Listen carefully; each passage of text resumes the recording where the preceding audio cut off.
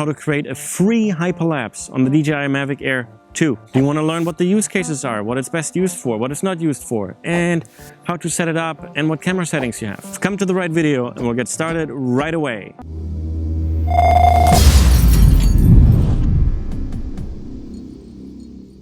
What's going on, guys? My name is Dan. I do hip swings, time to get swifty, drone how-to videos, video editing tutorials, and epic drone videos. If that's the kind of content you're into, show some support to the channel and subscribe. And if you really like what I'm doing, click the little bell icon so that YouTube tells you that I made a new video. Every week I do make a new video. Let's talk about the hyperlapse mode free. That's what it's called, free, on the DJI Mavic Air 2. All right, let's start with the fun stuff and take a look at some examples of the free hyperlapse mode.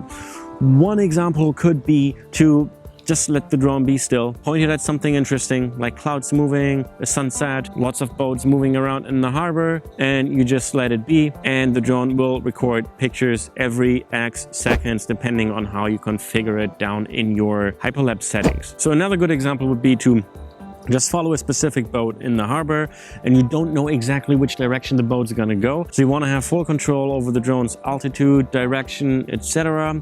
But keep in mind, the more camera movement you introduce to a hyperlapse, the more jittery it gets. So ideally, you point it in one direction and you let it fly.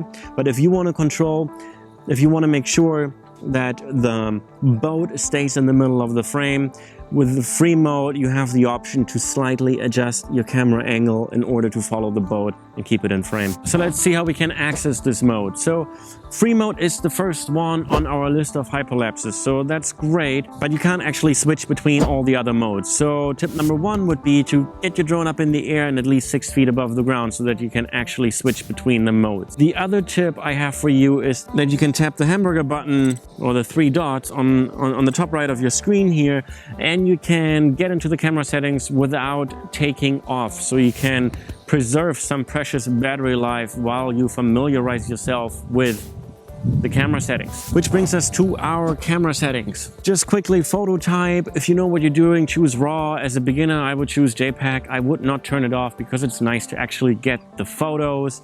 The next one here is shot frame. Shot frame is really cool because it gives you a little border. I can show you that here. If I just go out of it, it shows you a little border on your screen telling you exactly what is going to be in the final shot. Now, format is for videos, and the general rule of thumb is if you're on a Mac, use MOV. If you're not on a Mac, use MP4, and that's that. Now, why video and photo formats? Well, because the drone will, and you can't turn it off, always create the video while it's still up in the air right after it has taken the last picture of your hyperlapse. That's kind of cool because you get to review your hyperlapse immediately, and if you're not happy with it and you still have enough battery life, you can adjust the angle, adjust the composition, and just try again. The not so cool thing is that it will always do that and it will waste like a precious minute of battery life. So that's something to keep in mind. So with resolution, you can see we have 1080p, 4K, and 8K. If you don't see these options, that means you haven't upgraded to the latest version of the app or firmware of the drone. So you might as well want to go ahead and upgrade. Just hit the About button, check for updates, and that's all you need to do. I'll make a whole video about the differences between 4K and 8K, but for now you need to know there's basically no major difference between 1080p and 4K, so might as well choose 4K because it's obviously better resolution.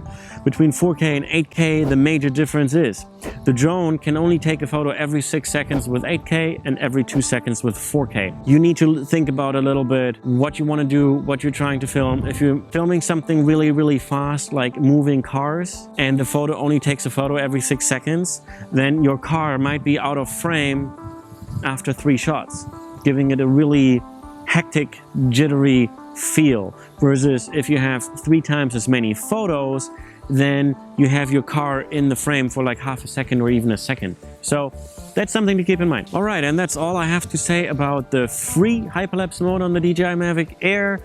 I hope you learned something. I hope you found these examples useful, gave you a little bit of inspiration, and I would love to see what you're doing with your hyperlapse creations. Let me know down below in the comments. I'd love to check it out. Thank you so much for watching. Consider subscribing to the channel if you like this, and if you really like this, click the bell icon so YouTube tells you like I made a new video. Thank you so much, and I'll see you in the next one.